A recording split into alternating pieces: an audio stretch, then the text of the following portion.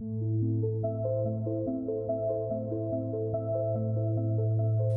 we interview a man who can summon UFOs. He's an experiencer and psionic asset who can summon orbs, jellyfish, eggs, and other classes of craft. Stay tuned for one of the most astonishing interviews you will ever see. So let's jump straight into it. You are an experiencer of what we call the phenomenon. Can you remember roughly when you started experiencing the phenomena and seeing the orbs? First orb I saw was early November 2024, and it was about, I think it was November 8th. And before that, I would see, about a week or two before that, I would see these glowing lights in the daytime behind clouds, to the point where they would become, definitive circles that were getting brighter and dimmer behind the clouds. There would be 3 of them. And I looked up, and all of a sudden I was flooded with emotion, and I knew that a connection was starting, and I knew that I was kind of on a path towards connecting eventually. I was incorporating a Chris Bledsoe way of thinking, along with some Dr. Greer, like geolocating. And the official first full-blown orb sighting that I had was early November, after about a week or 2 of seeing these definitive circles behind clouds that were getting bright and dim, causing some strong emotion. So you previously told me off camera that you were doing CE5 for 7 months without success, and then something changed. Can you remember exactly what changed? Yeah, so I did CE5 for about 7 months, really just wanting to see a UFO. I would be kind of picturing a UFO flying through the sky and getting that sighting. And it was just all strictly just UFO based. I wanted to see some, craft that I couldn't explain. There was zero spirituality with that. Nothing ever came, of course, with just pursuing that process. So I came across this guy, Chris Bledsoe. I did an extreme deep dive into what he was all about. And I then incorporated a much more spiritual way of thinking in the CE5. And that is when a connection was made, where it wasn't just about seeing something awesome and seeing a UFO. It was about connecting to something greater than ourselves. And once I took that approach, I was gifted with this, these sightings that have happened for now 7-8 months straight. And it was about shifting from purely wanting to see something cool to actually connecting. Wow, that's incredible, man. So were there like any other influences? Like I think you talked about previously about the influence of Bashar and Dolores Cannon. Were they people who played a role in the connection? Yeah, Dolores, her words just resonated with me. It's the viral video on YouTube that has around 3.5 million views. If anyone wants to look it up and just listen to the whole video, and I just thought her perspectives on reality and how kind of everything works, it resonated. Bashar, the case with Daryl Anka, I'm not certain of. I love to keep an open mind, but there's been certain cases that can, cause some skepticism with that channeling case. But the words that Daryl was saying as Bashar, those words is what really stuck with me, and it aligned with Dolores. And just that his perspective on reality, it's so well put. I wouldn't want to butcher it, but if anyone wanted to look at into his perspectives on reality, channeling Bashar, it aligned with Dolores. It aligned with this guy named Jim Sparks, who I heard on Art Bell. It aligns with some kind of like a blend of ancient mysticism, Plato, and it stuck with me. All these ideas of really just comes down to the source as being the one, the everything is consciousness connected in a source energy, and we're all just fragmented pieces of that source. Yes. So your videos are different to most experiencer videos that we see, where you seem to have the ability to summon not just orbs, but different types of craft. And these craft can have striking similarities to the things that Skywatcher have made public.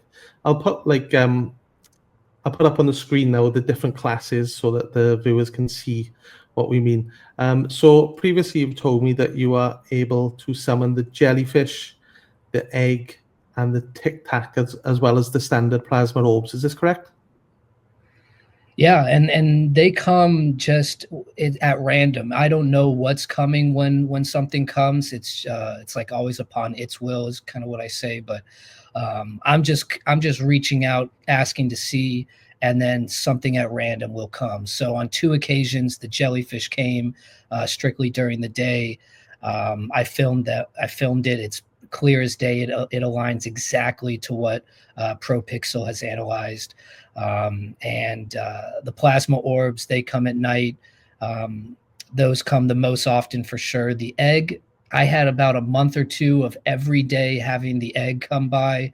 I'd film the egg. It's just this white, spherical, almost a bit shiny object that's zipping around in the air unbelievably fast. And yeah, within the orbs themselves, there's a variation, what I call the fire orbs. They are strictly orange. They come lower to the ground. And when I ran a video back, there was 2 gray beings that were exposed with the fire orbs. Relatively clear. I have that posted as well. And yeah, a lot of different things can come. There's been on occasion of a light being that has come through. It's this kind of orange glob of light that has shape-shifted right there on camera that I filmed, and it took kind of the shape of a face. It was maybe 80 feet over the ground. That's come twice. But the orbs have come now over 90 times, the jellyfish twice, and the egg maybe 30 to 40 times. Cool. So do you know of any reason why you were able to summon these different types of objects rather than just the orbs? Is there anything different that you do? There's nothing different. The jellyfish has come only when I'm with my brother, so that's kind of an interesting thing. And the egg just comes during the day, but no, nothing's different in terms of the process. I'm just kind of finding what I call the zone or the vibe, and I'm calling out with the intention. I'm picturing precisely in my mind where I am on the planet, and it's really just a call out to similar to fishing. If you just cast your line out and you know what you're doing, then you'll get a bite. And that's what's kind of happening with me is I'm just casting out with the pure intention, and different things come. And I think once the connection is made, there could be some sort of connection with consciousness where these classes of NHI, they are aware, okay, this human being has kind of expanded his consciousness in a way. And I just may be getting visits from observers who want to check out somebody who's gone through this as far as kind of, a quote unquote awakening. So it could be a combination of me just calling out and getting random visitors, and maybe the random visitors are also potentially communicating amongst themselves and paying me a visit. And I imagine, many of us who are kind of connecting like this are getting these random visits by different things because we're interested in them maybe just as much as they're interested in us.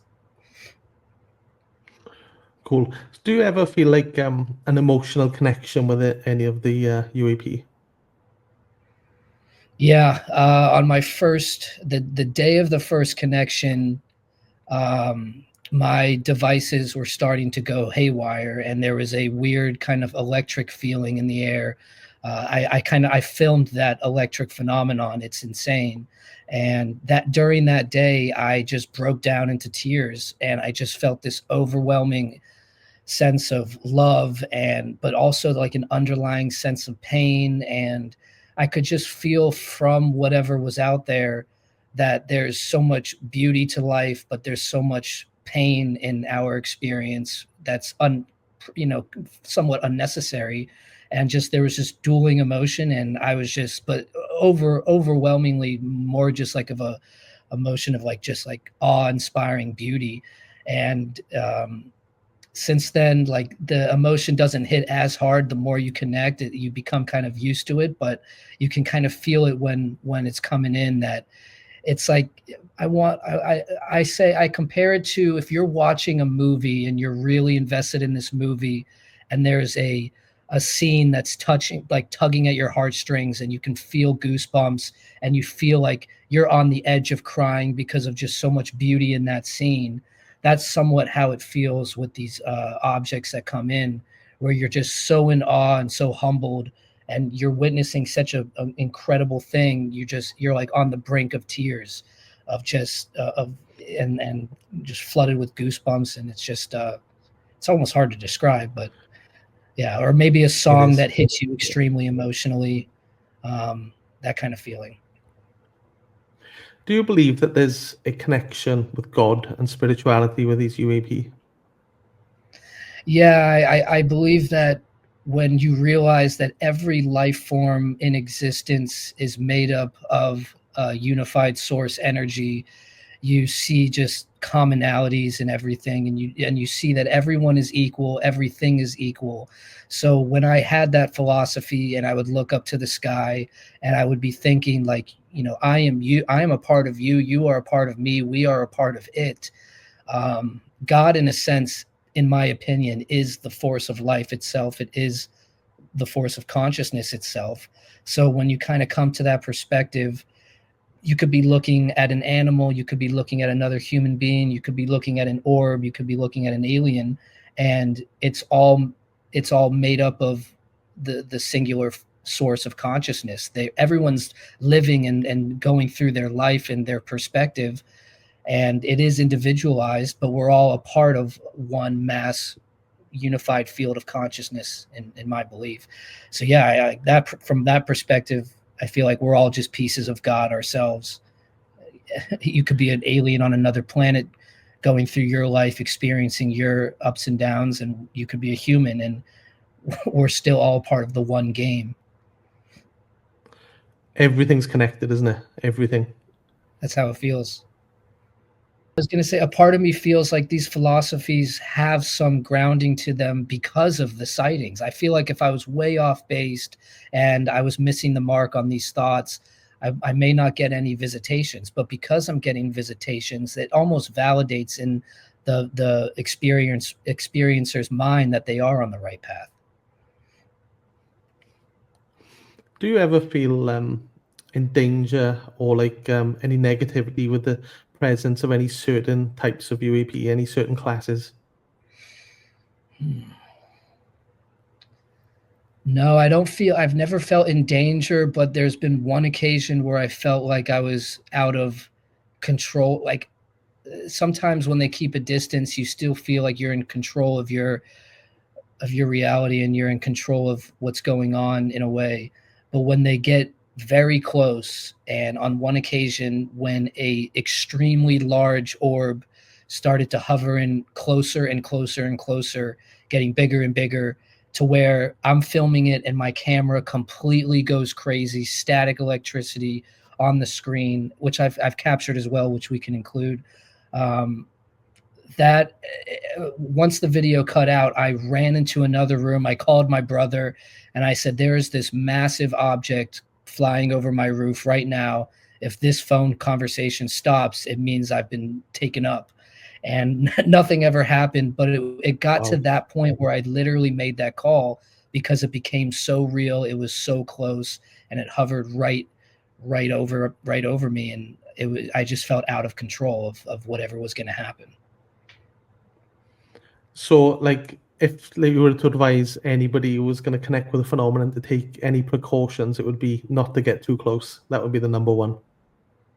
Yeah, and I feel like the orbs know that there could be physical damage to the body based on just their energy. I feel like, because it's just like it's a flying ball of plasma. I just can't imagine if they got too close, it would be good for the body. So I believe they are aware of how close they can get. And I would just say, really, the only danger you'll put yourself in is like maybe a mental state where if you're not reaching out with pure intentions and just reaching as much love as you can, then you may get visited by something that's, not matching that vibe of love, and it could be scary. For me, I've never had a scary experience because I'm always reaching out, with the purest intentions. Yeah, for sure. You've got to have good intentions, and like everybody who I know who has contacted and been in touch with the phenomenon have all had like good experiences. Absolutely. Yeah, and I do feel there's a whole other side of this. That's the abduction phenomenon. I can't speak to that at all because those people, they have their stories, they have their truths, and for the most part, I've heard negative, experiences with the abductions. So this is totally different. It's on a way lesser scale where it's, we're choosing to connect. We are reaching out. We are asking to see, and we're just getting these sightings. We're not, a part of an abduction, phenomenon that's out of our intention. Yeah, Chris Bledsoe talks about like that the phenomenon is a positive thing, but like if you go back to his first experience on the Cape Fear River in 2007, that was actually an abduction, wasn't it? So we got to remember that there could be like a negative side of it as well. Yeah, and there's been a few cases where I've had some insane dreams, and I don't want to look into them too deep because it does get a little weird, but I may very well likely have had something happen, but to me, they're just dreams at this point. But yeah, with Chris, his story is so unique because he's had, with Chris, it just seems to be on the deepest of levels. And with me, I don't think I've been anywhere near that deep of a level. But because I wasn't going through intense trauma when I connected. That's one of the unique things about my connection is it was just purely about diving into successful CE5s, thought processes, and just opening up rather than getting like an unwarranted visitation through trauma, which is how Chris kind of started. They came to him. For me, it was more me calling out to them. Yeah, there's definitely a difference there. Have you ever had any time interference whilst in contact? That's a fun one because I don't on 99% of the visitations I don't believe so, but there's been one time where I was looking at the clock and I was like, how the hell is it this time? It was 10:30 and maybe an hour and a half, 2 hours went by that I just couldn't believe. And I started getting a little freaked out, but for 99% of my cases, no, there has not been, anything crazy with time. There's on one occasion, I felt like there was something off with time, but I may have been just, I don't know, deeply meditative. I really don't know. There was only one case out of 100 plus. Have the orbs ever got like too close for comfort, as in come inside your home? I get what I call these marble-sized orbs, and they still don't. It's not too close for comfort because it's pretty quick. If the sky is extremely cloudy and I'm really just not getting anything in the sky, I'll ask, thinking in my mind, you can come inside and I'd love to see, and I will get these marble to golf ball sized flashes on that I film, and I've communicated with them saying, can you flash here? And they'll flash. And then I'll say, can you flash over there? And they'll flash.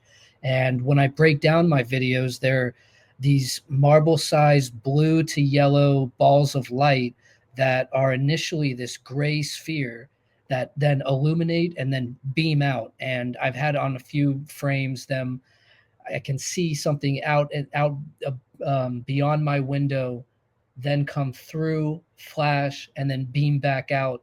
And it's almost instantaneously. And I've had these marble-sized indoor flashers is what I call them. And they're pretty incredible. They can last anywhere from 10 to 20 minutes, just coming in, flashing, zipping out, flashing. And as far as too close for comfort, no, because I think when they get down to that marble size, it's like they know how to not harm the body and not harm the psyche, but also, put on a little show and connect. It's very bizarre. But the indoor marble size ones, that's the closest they've come inside. Outside, they've come within 30 feet, 40 feet. And I never felt in danger, but when the camera starts to not work because they get too close, that's where I start thinking like, oh my gosh, this is just absolutely unbelievable. Yeah. So the Mother Orb, which you previously told me about, is that the one which you talked about earlier, the one that came really close? That is. You are Cool. such a good interviewer. That is, I have referred to it as the Mother Orb, and that is exactly right. It's on a scale that is unbelievable. It is like a miniature moon. I could not believe how big it was when it started coming in close, and that's when I ran into the other room and made that call. It took it to a whole other level. It was massive. Wow. Have you got like videos of the Mother Orb? Yeah. And it's Cool. this one video. You see it coming in, and it's getting bigger and bigger, and my camera then starts going haywire. In front of the Mother Orb, there was this gray thing that split in two, and then as it's coming closer, I'm standing there filming, looking up, and I say on the video, "Please show me mercy, please show me love." Everything goes crazy, and then I walk into this other room, and my entire space is illuminated with these rainbow colors that's going nuts. To the human eye, it looked like regular air, but staticky and somewhat rainbowy. But to the camera, to the camera, it was filled with this green illumination and then orange, and it was this bizarre effect. And this is where I've never said this, but this is where I felt the presence of two beings inside of my place. And as I'm filming, it takes a lot of frame by frame, but there were two shadows, maybe 3 feet tall, extremely skinny, that ran through the wall.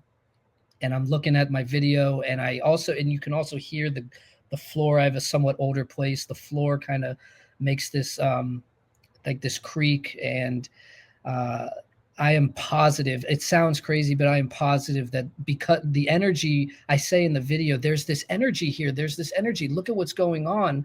And then as I broke down the video, I see these two, I believe there was two, but there was one for certain, shadowy, super skinny, 3 foot tall thing running through the wall. And it just, and you can feel that there's something around you.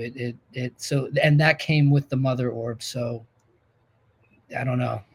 So you say that like it sounds crazy, and our viewers are probably thinking it is crazy, but like we've got the videos, you've got the videos to prove all of these things, and like I've analyzed the videos, and they are legitimate. They are 100% legit, and we'll try and show some of them in this interview now.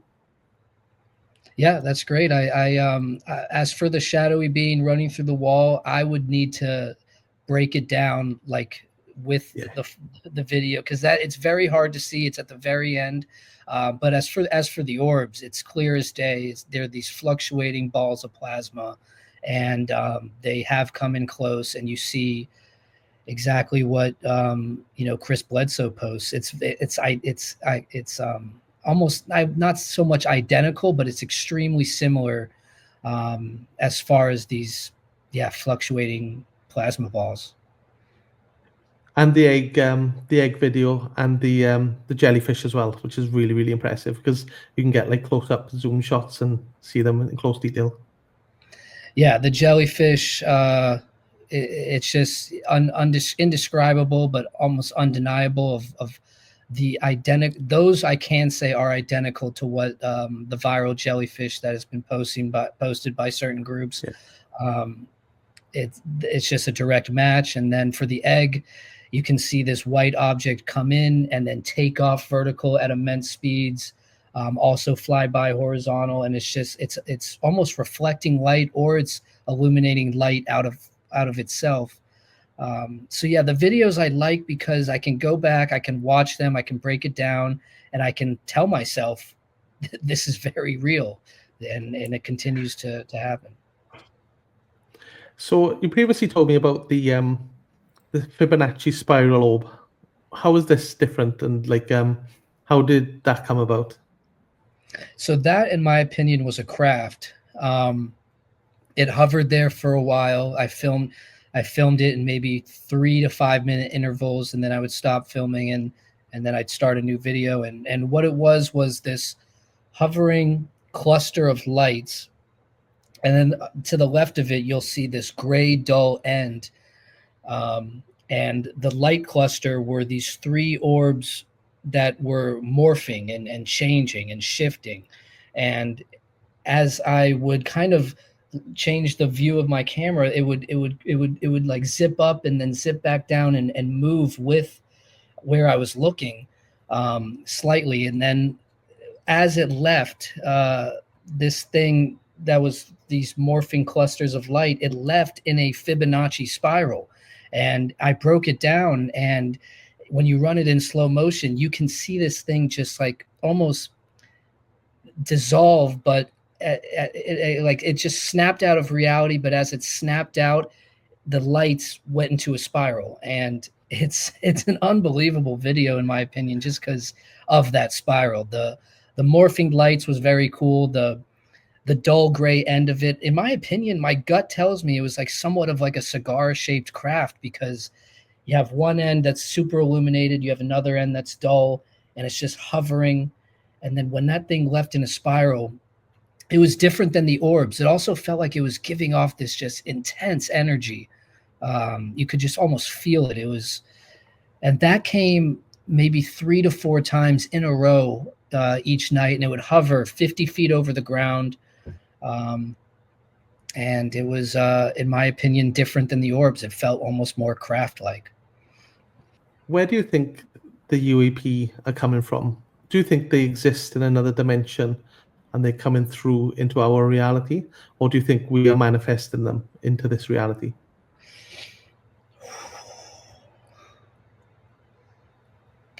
I lean towards interdimensional, because sometimes it just feels like they're just beyond the veil of perception, where when I get into a deep meditative state, it just feels like I can almost see them right there, just beyond my perception.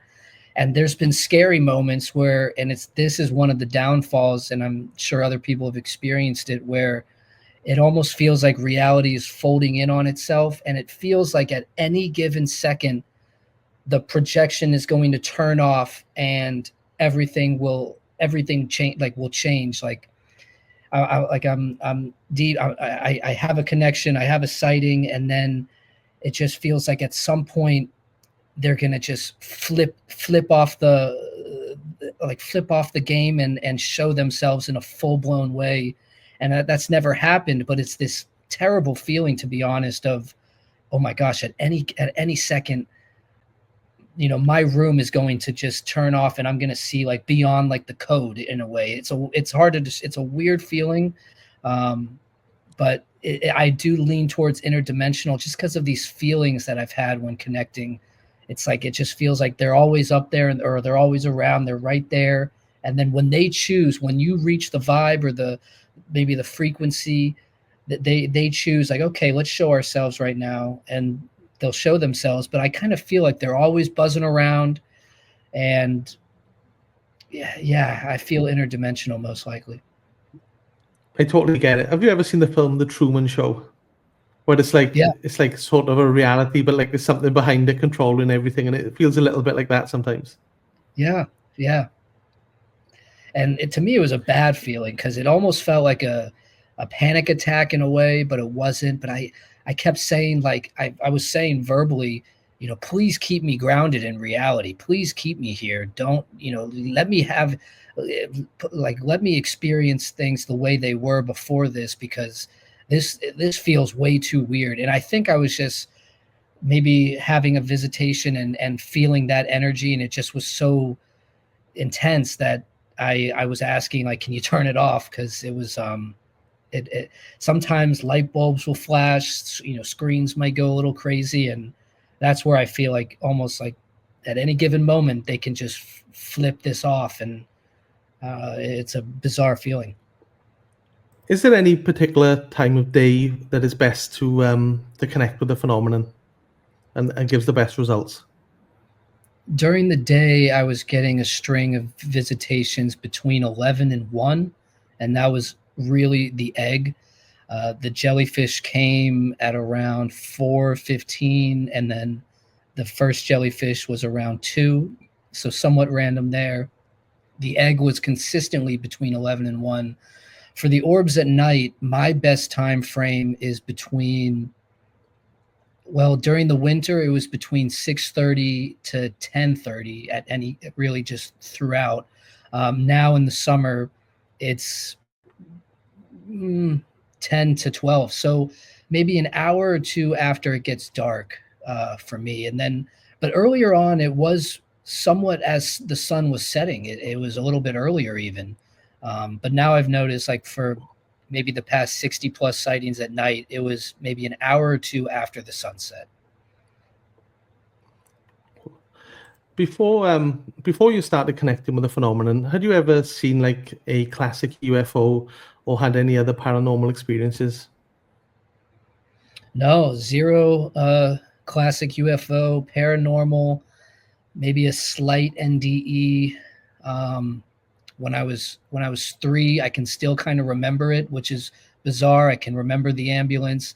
I remember looking down at my mom trying to get into the back of the ambulance, them telling her to go to the passenger seat, and I was not getting oxygen. I was suffering extreme bronchitis on top of having asthma as a baby. So they were about 1 to 3 minutes from puncturing a hole inside of my throat, or in my throat, to give me air, and they were watching this monitor, and then the monitor, I hit the minimum blood oxygen level right before, so they didn't have to puncture the hole in my throat. Sorry, a slight bit of emotion because I can still, that's scary. I can still remember. So sorry, a little bit of emotion there. That's weird. I can still remember looking out of my window. I have a twin brother, and it was very scary. But I was looking out of my window outside of my body. It was an out of body experience that was relatively brief, but I can still picture it. I can see the lights of the ambulance. I can see my mom. But meanwhile, I was pretty much knocked out, not able to breathe. And yeah, that's the only like somewhat paranormal thing. I had one rush to the hospital in my early 20s where it felt like prior to that I was kind of exploring this sort of purgatory realm, or maybe it was just an extreme hallucination.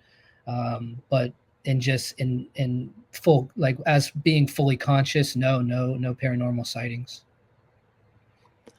So the near-death experience is quite a common thing in people who are connected to the phenomenon. So it could have played a role which you don't realize. Yeah, and I was only 3.5 to 4. Yeah, I think I was like 3.5. So I shouldn't remember it, but I do remember certain visuals, and I was maybe as like I was hovering maybe as high as a street light, looking down at this ambulance initially after kind of going out of my window. And I can still picture my mom and the ambulance and them looking at this red monitor, looking at the numbers. And yeah, so that could play a slight role, but from 3 to when I connected when I was 29, really not much happened. Meditation seems to be very important in establishing the connection.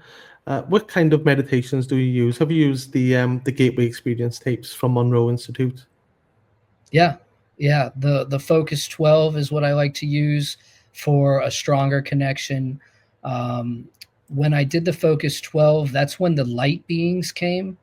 They were these, clusters or just this flying like just massive light, and it was golden in colors. It's not like the orbs. It was different. It's just like this shadowy floating light that can change shapes. And it was followed by this plasma tube. And the Focus 12 brought in some of the stronger experiences. I would have a lot of orbs zipping around with that light being.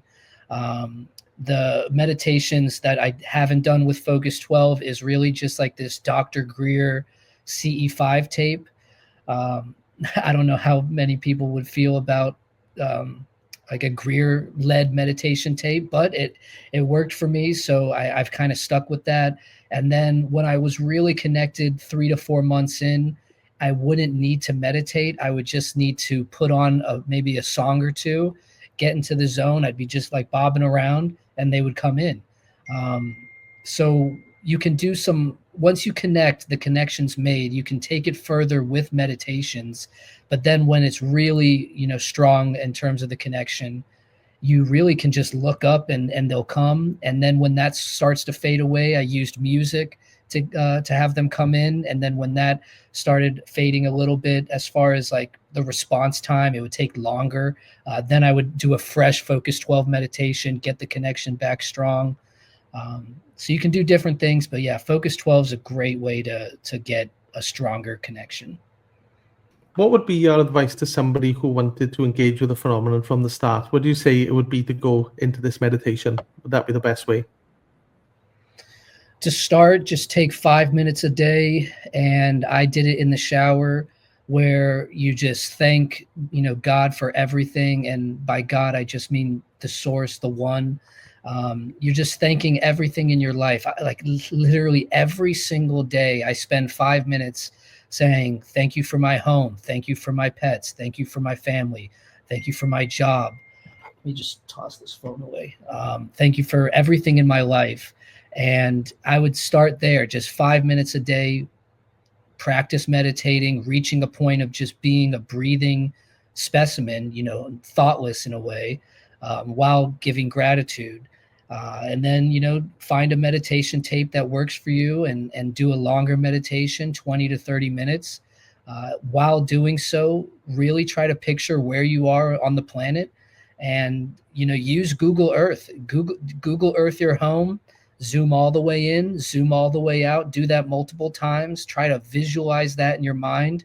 And then you'll get better at, zooming in and out in your mind of where you are on, Google Earth in your mind, and combine that with meditating and emanating out just unlimited gratitude and love. And I feel like when you combine those things, you're not only telling them where you are, you're saying, I want to connect. I love this life. I love life itself. And then there needs to be a strong want to connect. I really, really wanted to see these orbs. I wanted to experience something divine, and there needs to be that as well. No fear, just a desire and just a focused, pure intention.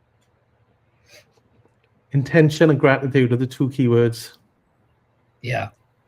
And for sure, it's an unbelievable testament to Bledsoe, where I watched 15 to 25 hour-long interviews with Chris. To be honest, I did not read the book, but I was getting so much from these long interviews, watching 5 in a row, and then the next day another 5 in a row, just listening and absorbing the information, and then incorporating his thought processes into the meditations.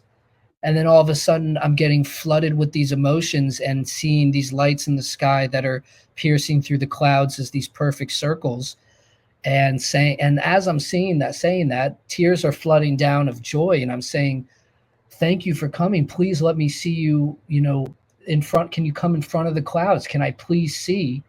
And then a few nights later, they came full-blown exposed orbs. It's just, it's either the most remarkable coincidence for Bledsoe, or it's just a testament that you have to take that spiritual approach. Man, this has been amazing. Thank you so much for coming on the channel. I'm sure the audience will get like some amazing advice here, and thanks for sharing your story. It's been a pleasure, man. Thank you. Where can we find you on social media? I have an X account called OrbsByThought. I post videos of the orbs that come in. That's really it for now as far as social media. And yeah, I just encourage anyone that if they want to connect, do a deep dive on Bledsoe, Dolores Cannon, listen to Bashar's outlook on reality, Robert Edward Grant, and just find your own, internet deep dive, or you could buy books and just have an open mind, and then approach this with pure intention and pure love, and they will come. Anyone can do this. That's my message really. If I had one, is that anybody can do this.